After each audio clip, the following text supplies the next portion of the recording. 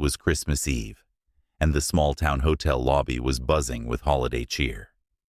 The decorations were extravagant: twinkling lights, a towering Christmas tree, and wreaths on every door.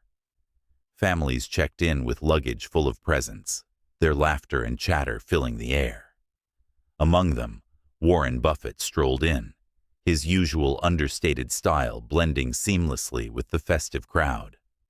On his head sat a bright red Christmas hat, complete with a fluffy white pom-pom. It was a playful touch he had picked up earlier that day, a rare indulgence in the holiday spirit.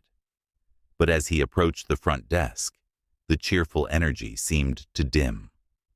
The manager, a tall man with a perfectly pressed suit and a stern expression, watched Warren approach with barely concealed skepticism. Warren smiled politely, setting his small travel bag on the floor. "Good evening. I have a reservation, under Buffett." The manager glanced briefly at Warren, his eyes lingering on the festive hat. "Buffett, you said?" he asked, his tone curt. "Yes," Warren replied, adjusting the hat slightly as he handed over his confirmation details. The manager skimmed the papers quickly, his expression growing more rigid. "I see the reservation, but I'm afraid we have a policy regarding attire. We aim to maintain a certain standard here, and, well, that hat doesn't quite fit." Warren blinked, momentarily taken aback. "The hat? It's Christmas Eve. Surely you're not serious." The manager's tone grew firmer. "We have other guests to consider, sir. Some may find it disruptive to the atmosphere we're trying to create. I'm afraid I'll have to ask you to remove it, or I can't honor the reservation." Warren stared at him for a moment, his calm demeanor unwavering. "You're telling me I can't check in because of a Christmas hat?"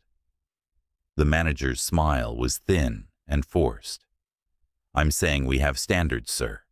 If you'd like to continue your stay, we'll need you to adhere to them." Warren sighed, his shoulders relaxing as he picked up his bag. "All right then. I guess I'll find somewhere else to stay." He turned toward the exit, the hat still perched jauntily on his head. But just as he reached the door, he stopped and turned back, his eyes sharp. "Before I leave, let me ask you something," he said, his tone calm but cutting. "Do you know who owns this hotel?" The manager frowned, clearly caught off guard. "I don't see how that's relevant." Warren reached into his pocket, pulling out his ID, and held it up for the manager to see. "You might want to take another look before you finish that sentence." The manager squinted at the ID, his face paling as he read the name. His mouth opened, then closed, the weight of realization dawning on him. The manager's face turned a shade paler as his eyes darted between Warren's ID and his unassuming yet unmistakable demeanor. The name on the card was undeniable: Warren Buffett. The man standing before him wasn't just another guest. He was the owner of the very building they were standing in. I didn't realize, sir," the manager stammered, his confidence crumbling in an instant. "I had no idea you were you." Warren raised an eyebrow, his tone even but firm. "And why should that matter? Would you treat me differently if I were someone else? Is your standard applied to everyone equally, or just to the people you assume can't challenge you?" The room had grown quieter, the festive chatter in the background seemingly muffled by the weight of the conversation. A few curious guests nearby had taken notice, their glances flickering between Warren and the flustered manager. I assure you, sir, this was never personal," the manager said quickly, his voice trembling. "It's just, we have certain guidelines to maintain the ambiance of the hotel." Warren tilted his head slightly, his expression a mix of amusement and disappointment. "Ambiance, huh? And a Christmas hat, on Christmas Eve no less, is enough to disrupt that?" He let the question hang for a moment before continuing. "You see, The thing about ambiance is that it's not just about decorations and rules. It's about how you make people feel. And tonight, you've made it very clear how little you value some of your guests. The manager opened his mouth to respond, but found no words. He looked around helplessly, as if searching for an escape from the situation he had created. Warren sighed, his tone softening slightly. Here's the thing. I didn't wear this hat to make a statement or cause a scene. I wore it because it's Christmas, and I thought it might bring a little joy to a long day. Instead, I find myself being judged, not for who I am, but for what I'm wearing. And that, my friend, says more about you than it does about me. The manager fumbled, attempting a weak smile. Mr. Buffett, I can assure you, we'll make this right. Please allow me to personally ensure your stay is as comfortable as possible. Warren held up a hand, stopping him. I'm not interested in special treatment or apologies. What I want is for you to think about how you approach people in the future. Everyone who walks through these doors deserves the same respect, whether they're a billionaire or a bellhop. The manager nodded quickly, his head bobbing like a guilty child being reprimanded. Yes, sir. Absolutely, sir. Satisfied that his point had been made, Warren adjusted the Christmas hat on his head and offered a small, polite smile. Now, if you'll excuse me, I have a reservation to check into. The manager sprang into action, rushing to the desk to process the check-in himself, his demeanor now utterly transformed. Warren followed at a leisurely pace, his calm exterior masking the quiet satisfaction of having turned the moment into a lesson. The manager worked at lightning speed, his hands fumbling over the keyboard as he hurried to finalize Warren's check-in. We've upgraded you to the presidential suite, sir, he said nervously, his voice overly eager to please. Complimentary room service, the works. I'll personally ensure everything is perfect for your stay. Warren watched him with a calm expression, his hands resting lightly on the counter. I appreciate the gesture, he said evenly, but I'm not looking for upgrades. I just want the same service you'd give any other guest. No more, no less. The manager nodded quickly, clearly unsure how to navigate this conversation. Of course, sir. I'll make sure of it. As the check-in process wrapped up, Warren turned to pick up his bag. He paused for a moment, glancing around at the festive decorations in the lobby. The tree, the garlands, the warm lights that should have symbolized joy and inclusion. Yet, the evening had reminded him that appearances often masked deeper issues. The manager handed over Warren's keycard with both hands, his posture stiff. Your room is ready, Mr. Buffett. If there's anything at all, you need, please don't hesitate to let me know. Warren took the card with a nod, his face thoughtful, but composed. Thank you. And one more thing before I head up. The manager leaned in attentively. Yes, sir?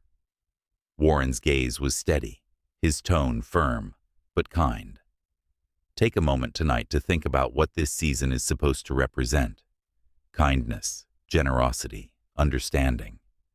None of those things should depend on who someone is or how they look.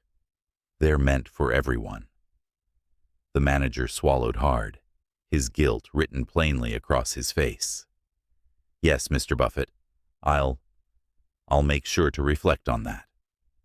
Warren smiled faintly, slipping the keycard into his pocket. Good. Now, I think I'll enjoy a quiet evening. Merry Christmas. Merry Christmas, sir, the manager replied, his voice subdued but sincere. Warren walked away from the desk, his steps steady and unhurried as he made his way to the elevator. The holiday cheer in the lobby seemed to take on a different tone, still bright, but quieter, as if the lesson of the evening had settled over the room. As the elevator doors closed, Warren leaned against the wall, adjusting his Christmas hat with a small chuckle. He wasn't angry. Moments like these had become more of an amusing observation in his long life. Yet, they also served as constant reminders of the assumptions people made and the lessons still left to be taught. He thought to himself, Christmas isn't about appearances. It's about how we treat one another. Today, tomorrow, always. Up in the presidential suite, Warren stepped into the room, greeted by an opulent display of holiday hospitality. A beautifully decorated Christmas tree stood in the corner, its lights twinkling warmly against the deep red and gold accents of the room. A plate of cookies and a bottle of champagne had been set out on the table, along with a handwritten note from the staff. "Merry Christmas, Mr. Buffett. Please enjoy your stay." Warren chuckled softly as he set his bag down, picking up the note and reading it again. The gesture was kind, but it felt hollow in light of what had transpired downstairs. The irony wasn't lost on him. One moment, he was being judged for a Christmas hat. The next, he was being celebrated as their most valued guest. He walked to the window and looked out over the town below. Snow had begun to fall, blanketing the streets in a quiet, peaceful layer of white. Families scurried along the sidewalks, arms laden with gifts, their faces glowing with the warmth of the season. It was a picturesque Christmas Eve, the kind that reminded him of simpler times. As he stood there, his phone buzzed in his pocket. Pulling it out, he saw a message from an old friend. "Merry Christmas, Warren. Hope you're staying warm." Warren smiled, typing a quick reply before setting the phone down. Moments like these reminded him of what truly mattered. Not wealth, not status, but the connections and kindness that defined a life well lived. Later that evening, as Warren enjoyed a quiet dinner in his suite, he reflected on the events of the day. The manager's reaction had been typical, a knee-jerk judgment based on surface appearances. But what mattered wasn't the mistake. It was the opportunity to learn from it. He made a mental note to follow up with the hotel chain's leadership in the coming days. A small gesture, perhaps, but one that could ensure the lessons of tonight extended beyond just one manager. If he could help shape a culture where respect and kindness were the default, it would be worth the effort. As the clock ticked closer to midnight, Warren sat by the window with a cup of tea, watching the snow continue to fall. The world outside was quiet, but his thoughts were full. Christmas wasn't about grand gestures or lavish gifts. It was about the small, simple acts of humanity that connected us all. He tipped his Christmas hat slightly, smiling to himself. Sometimes, even the smallest symbols could carry the biggest lessons. And with that, Warren leaned back, content in the knowledge that, in his own small way, he had brought a little more meaning to this Christmas Eve.